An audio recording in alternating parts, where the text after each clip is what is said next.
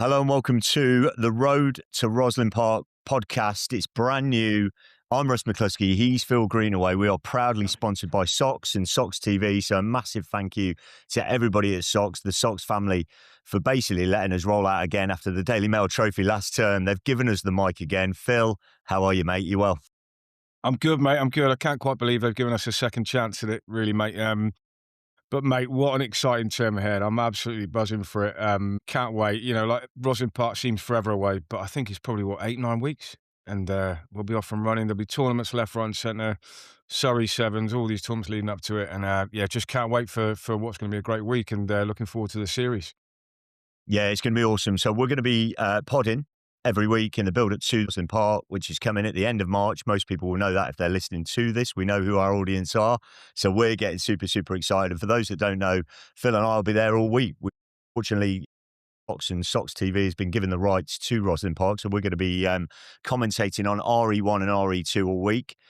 And the hope and the big, big picture plan is, we're keeping our fingers crossed, there could be cameras on every pitch. So that's the really exciting news that will be coming with you shortly when we get that 100% confirmed. But Phil, I'm going to hand it over to you because you know our guest super, super well today. Yeah, delighted that you can join us, actually. But yeah, just delighted that we get the opportunity to be at Rosslyn Park again this year, Russ. It was great last year in a different guise, but, just seeing 15,000 kids out there running around playing a sport that we love, and the atmosphere there that week is great. And that brings me on to this young man who's on the screen. I'm sure he's at work, actually meant to be at work right now. But Femi Sofolarian was a young man who was at Dulwich College with me. I think Femi joined in year 7 on the 11 plus, and then we were lucky enough to have him with us the whole time I was there. But Femi, I'll let you tell a bit more about your journey in a bit. But how are you, mate? You all right? Very well, yeah. It's not, we have these little booths which are soundproof, so I thought I'd jump in here rather than let the whole office know about my Rosslyn Park and rugby sevens career. And Femi, can I just dive in, mate? It looks like you've got the City issue gilet on. Am I right? I am wearing a gilet right now. I look like I could be in the City myself. Am I right? Is that a little gilet there? It is. I just didn't want to be too formal, so I thought I'd whack it on. It's a sporty one though. It's a nice material. Mate, if anybody was listening to this who knows me, they'll be surprised I'm wearing one. But I'm just trying to fit in. I just want to. I want a job in the City. It's just what you got to do. Fake it till you make it, isn't it? Yeah. Well, look, clearly Dulwich College education stood you in good stead there, Femi, because you've done the right thing and hidden out the way, pretending you're doing some work whilst you're actually just hanging out with some people and chatting rugby. Exactly. I learned from the best in that. So Exactly. Listen, mate, do you want to just talk us through a little bit about your career from, I guess, and how you ended up, where you did on the Sevens circuit? For those who don't know, Femi ended up playing for GB Sevens. Extremely talented young man. I'll let him tell his story, even though I know he'll be very modest, and we might have to drag it all out of him, all the cool things he's done since leaving the college. But then, whilst he was at the college playing first 11 hockey, first 15 rugby, first sevens, playing first 11 cricket as well alongside that, and then also a national standard javelin thrower, and how you came about going on to play for not only England Sevens, but then Scotland Sevens, which we'll also dive into, but then also the GB Seven stuff at the end there. Femi, great to have you on board. Tell us your story, mate. yeah. So obviously, as you said, joined Dulwich in year 7 when I was 11, and at the school you pretty much get chucked into all sports. He was actually my main sport through the first few years, and I was in and around the B team of rugby. Phil can tell you, he had me in the B team when they're playing the National Cup. And no wonder they lost in the semi. They should have chucked the big dog in, but nah. So I was in and around the B team. Hockey was my main sport. Was lucky enough to captain the hockey team at Dulwich. And then it was probably around year 11 where I got the opportunity to play in the A team in year 11. And then in year 12, again, I was in the second team. And end of year 12, managed to make it into the first team and got a look in with Harlequins to trial there. And then year 13 was playing for Harlequins and managed to make the Scotland under-18 team. We won the Six Nations that year side. So loads of those guys have gone on to play full international. And then leaving school, got picked up by England Sevens. So went straight into that program. Pretty much the day of my last exam, I went in and did my medical at the Lensbury in Teddington where they used to train. And then from then, from then onwards was with them for a year. And then I decided to go to university and leave the England program. And it just so happened that Newcastle's a lot closer to Scotland than it is to Twickenham. So whilst I was at uni in Newcastle, joined the Scotland Sevens program. So was up and down from Motherwell, where they trained pretty much 3 times a week, training with the Sevens whilst at uni. I did that for a few years. And then COVID hit. And then during COVID, they switched the programs to a Great Britain program. So obviously you had England, Scotland and Wales all joined together from that point. And we just did training camps at different locations around the UK and did that for a couple of years. And yeah, that's pretty much the story. I then got about 25 caps was for on the World Series, played a Sevens World Cup and Commonwealth Games was the big one. So those are the unfortunately didn't qualify for last Olympics. We were 1 game off, but yeah, had lots of good experiences with through sevens for sure. Mate, what a phenomenal journey you've gone on there. And I love the yo-yo between Scotland under 18. So winning the Six Nations, they bite your hand off at the moment to do as well as you guys did. I tell you, I follow it closely. A mate of mine's lad has played 18s and 20s, and it's a tough old time at the moment for Scotland north of the border. Then to go England sevens, and then obviously when Scotland got a sniff of that, they hooked straight into you again. But let's not beat around the bush. Let's lift the lid. Mate, how fit did you have to get to play GB sevens? Have you got any memories, any fond memories of it? And there's no fond memories at all, but yeah, you have to, no fond memories of the fitness at least. It was, Phil will tell you, I'm not one of those guys who can just run all day. I'm more of a fast and short burst kind of person. So it was a bit of a struggle getting that aerobic base, that fitness level, but the training sessions, especially when I was full time with England, it was sort of the end of that era when England were like a top seven side competing for the medals every week in, week out at tournaments, with the likes of Dan Norton, Tom Mitchell, those guys kicking about.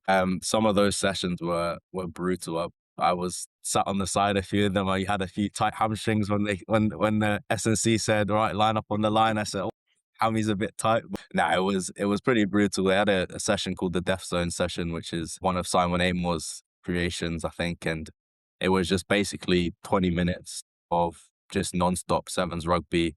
If you get down one end of the pitch, there's no stoppages. You drop the ball, he boots it down the other end, and you just keep playing. And there's no break for pretty much 20 minutes straight, which is pretty brutal.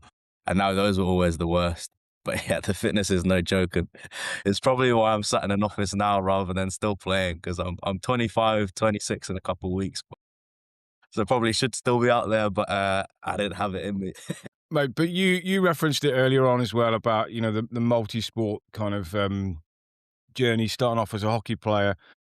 And I'll tell you now that Femi was A/B, always had a huge amount of talent.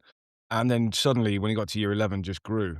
And you could see he always had the athletic potential to sort of, to push on and go on and do greater things. But up until that point was kind of, sitting on the fence and just working on his skills and having a big impact in games off the bench for us and things like that. But Femi, how did that sort of playing lots of different sports, how did that help you, get to the way you got to on the World Seven stage? What was it about, combining all those sports that just, gave you whatever it was it took to get on that World Seven stage? Definitely, I think, as you said, I sort of hit my growth spurt and got a lot stronger, a lot faster around year 11. So up until that point, I was just doing every sport, not specializing in anything.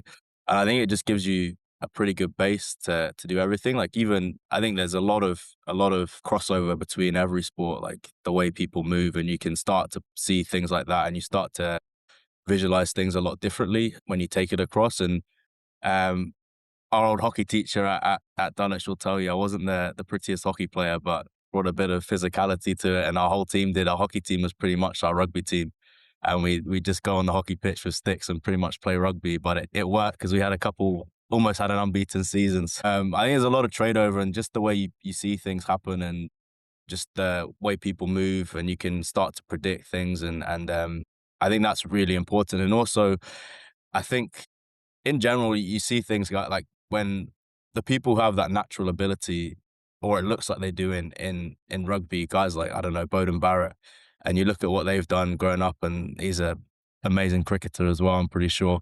So I think there's trade over, and I think if you pigeonhole yourself too young or too early, then you end up missing out on all those skills you can pick up in other sports, and those things like the hand-eye coordination, how you move, how you run, how you change direction. It's very different across the sports, and if you can do it all, or you have able to apply it in loads of different situations, then it just makes you stronger when it gets to the final sport you do choose. I think for sure all the sports I played definitely played a massive role in ending up on the World Series. Mate, I couldn't agree more actually on that. And I think the schools that take hockey seriously in the Lent term and the spring term, which is the sevens term as well, I think historically they do quite well. I spoke to a head of S&C at RGS Guildford a couple of years ago, and he was mad on the sevens boys playing hockey for the school because it's just that speed off the mark, isn't it? That agility, the speed. You don't have to be a monster necessarily, do you? I know size and power is key in rugby, but speed kills, doesn't it, in the sevens stage? No doubt. And then if we talk about then in part, which is what this pod's about leading up to it. Just can you let us know any of your memories? I think off camera we were talking about you started as an under 13 there potentially, and then playing all the way Yeah. through, and then playing obviously for the first seven at Dulwich. Yeah, and then so we went up through all the age groups, played every year. My memory of Rosslyn Park, it always seems that it's the coldest, wettest day. I don't know why. I don't think I've ever had a sunny day at Rosslyn Park. There's always the pitches are flooded and muddy.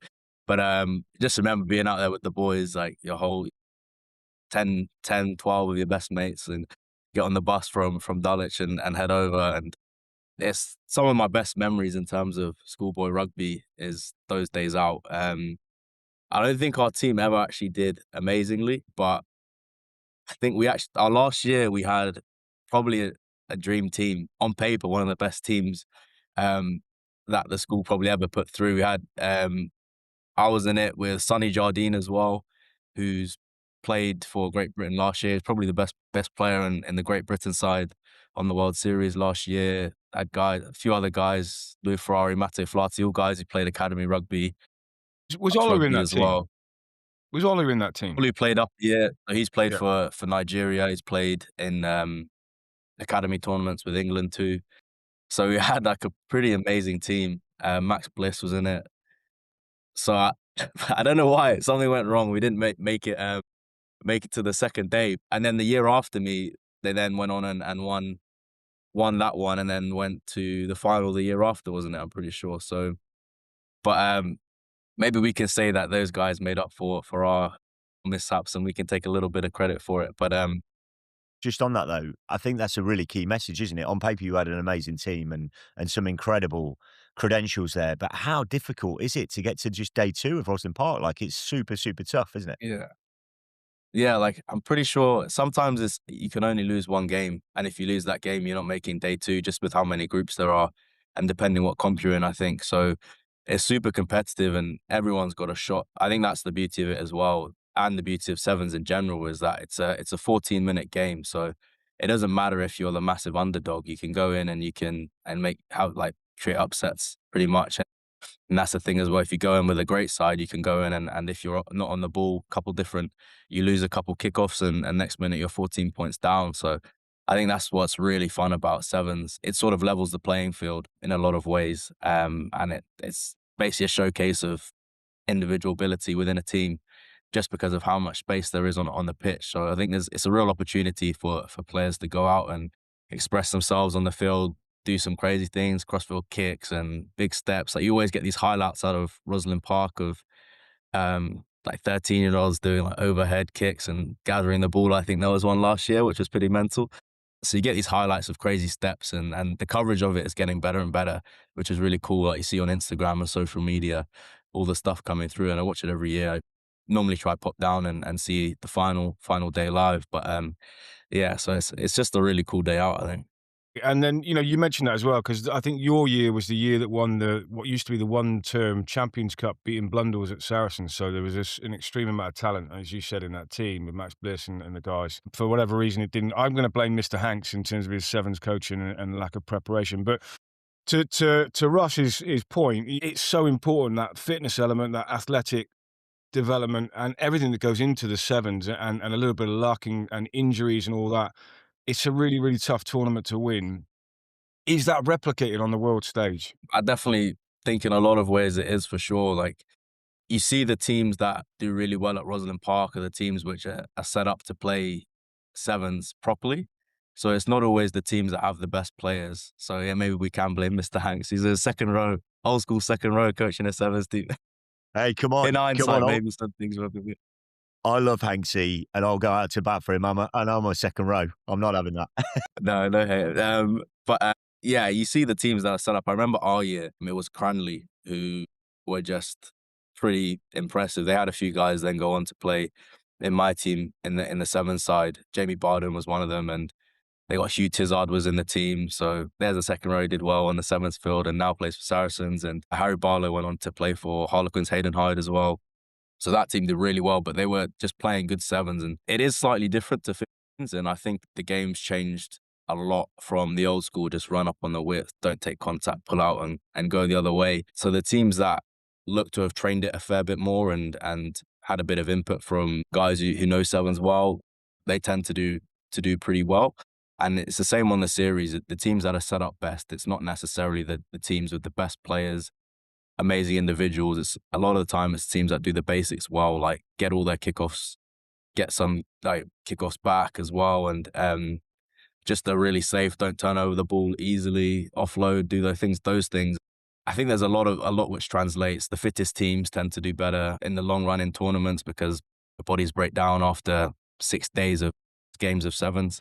So that I definitely think there's a lot of comparisons between what you see in Rosslyn Park and then what you see on the world stage.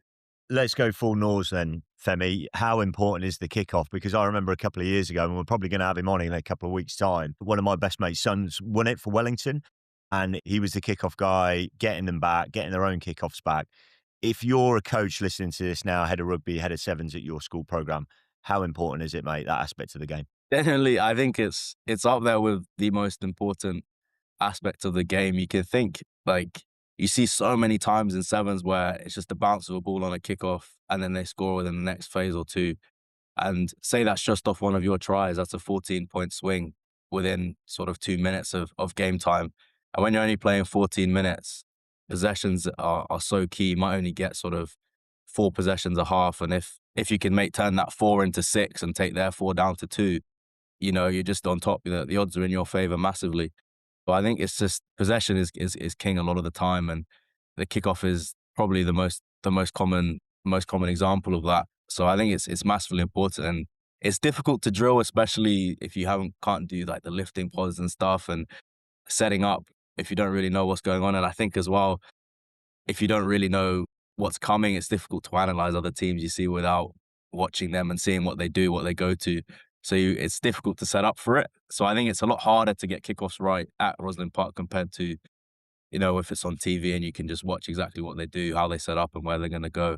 But I think it's probably, I'd say top 2, top 3 most important things in terms of a game of sevens, for sure. Mate, and then you mentioned it then, how the game of sevens is changed hugely, probably since, Russ and I were coaching where it used to be, as you said, find the edge, pull out, try and keep the ball for long periods, tire the defence out. See a lot more kicking in the game of sevens now, particularly at Rosslyn Park. People are happy to kick long, chase and back their D, on occasions. Just for you, how has the game changed and what should we be looking for? And what does a successful Rosslyn Park side look like in terms of their setup? Yes, they need to have pace and they need to have athleticism, but talk us through that, how that game has changed, because there'll be lots of people watching this who are Russ and I's age.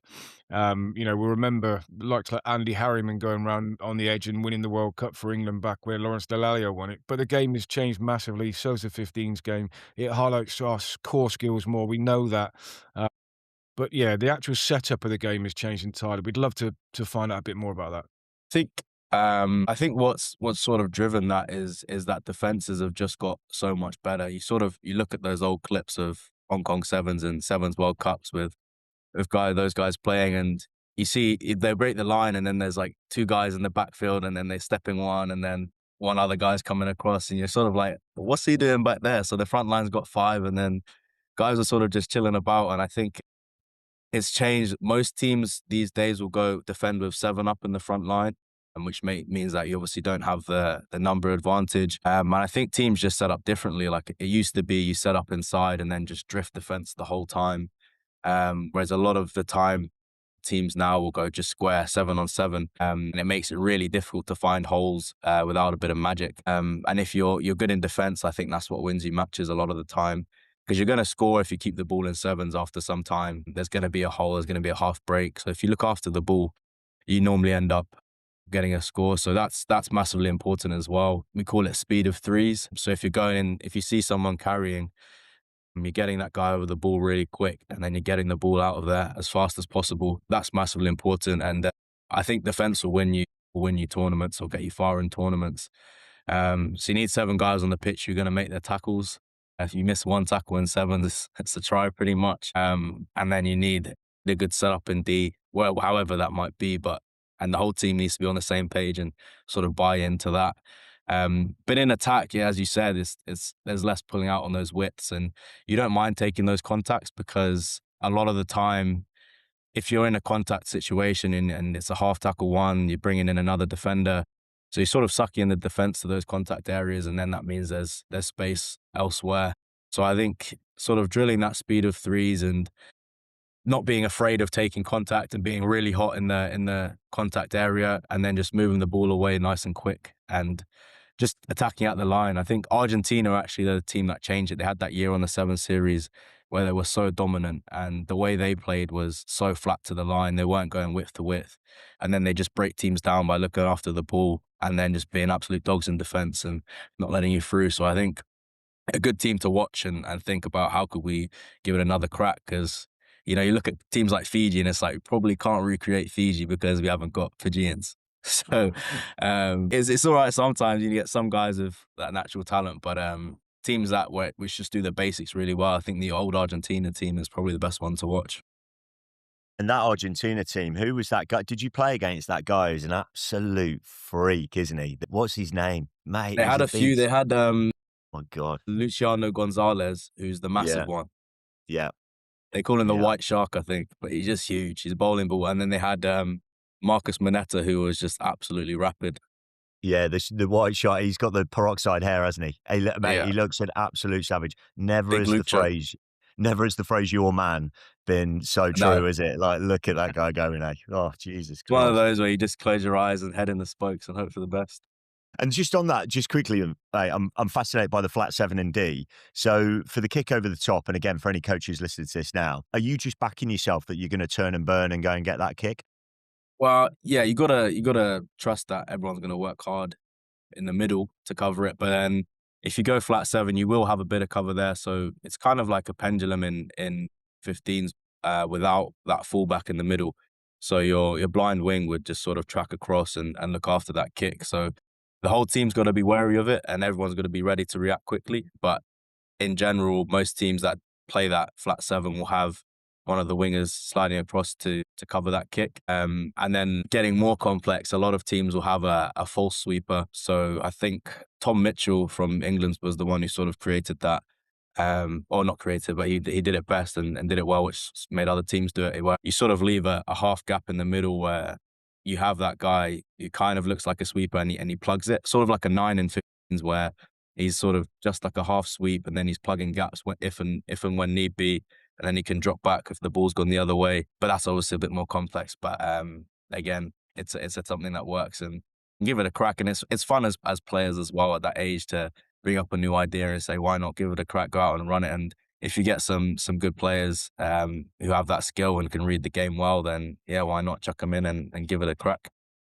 I guess, with all the tournaments that are leading up to Rosslyn Park, you have got an opportunity to try and test these types of things. There's the Surrey Sevens, there's, lots of other bits and pieces. People are being innovative around their Wednesday afternoon game slots now by inviting 2 local schools to sort of, test stuff. How big was, the run up to Rosslyn Park for you in some of those tournaments? But then also, again, how does that replicate, the detailed analysis that you're running through in a full-time program? What does that look like?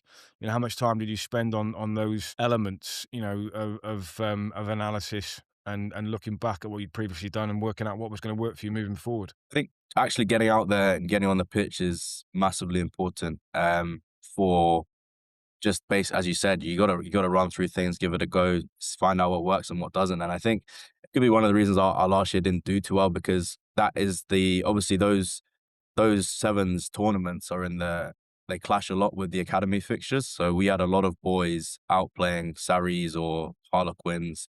We had a couple of Wasp boys at the time. So we didn't actually play that much sevens together going into the tournament. And then you get there and you kind of just trying to do it on the run. And sevens is a lot about knowing the person either side of you, being able to sort of predict what they're going to do. Not only guys on the opposite team, but your own teammates. So you might have a guy who loves a left foot step and that's all he's got. Or you might have a guy who can't pass left to right. And you know that, so you know you're going to get a bit closer to them and carry hard. So, look at me as if I can't pass left to right. I see those eyes, Phil. But no, and then There's a reason so yeah, you were on super the right important wing, Femi. There's a reason. There's a reason it you were on the actually right is. wing. I don't tell people my secrets. But nah, definitely. And then if you can have video footage and then you can break it down and see where you went wrong, I think that's really useful. So going into the professional environment, you pretty much spend almost as much time in the analysis room as you do on the field.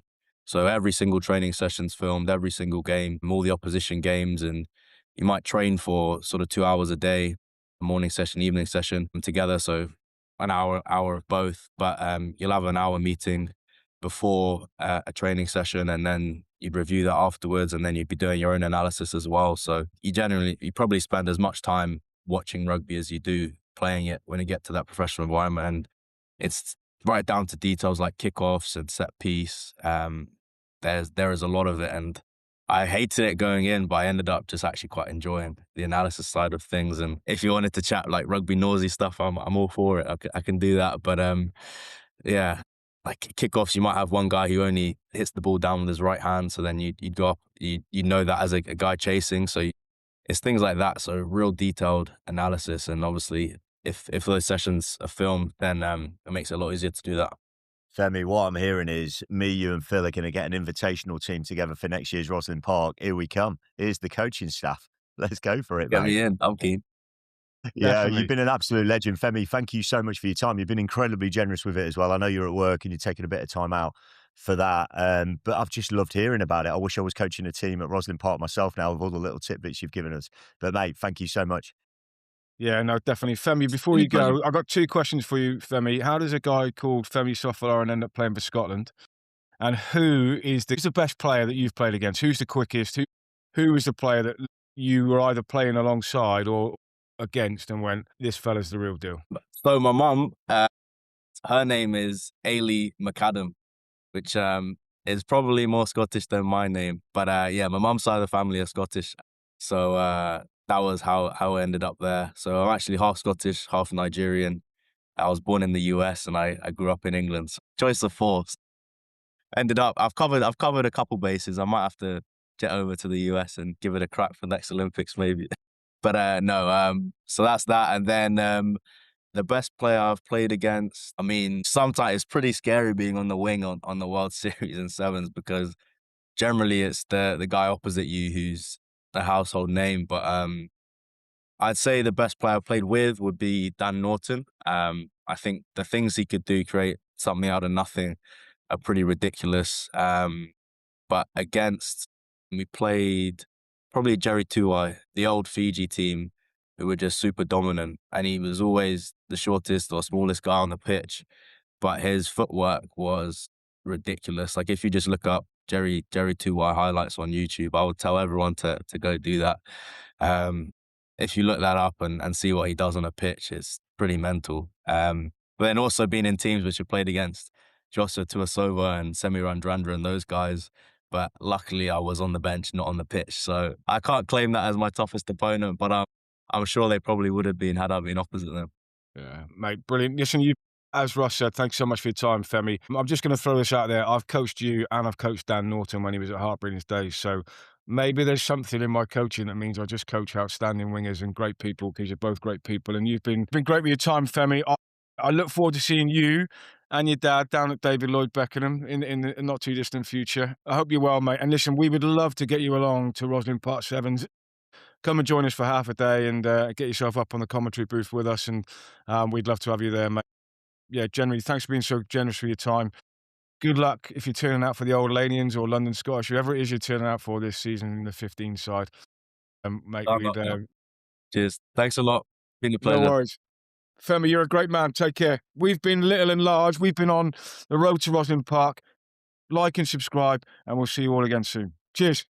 Like and subscribe. Like and subscribe.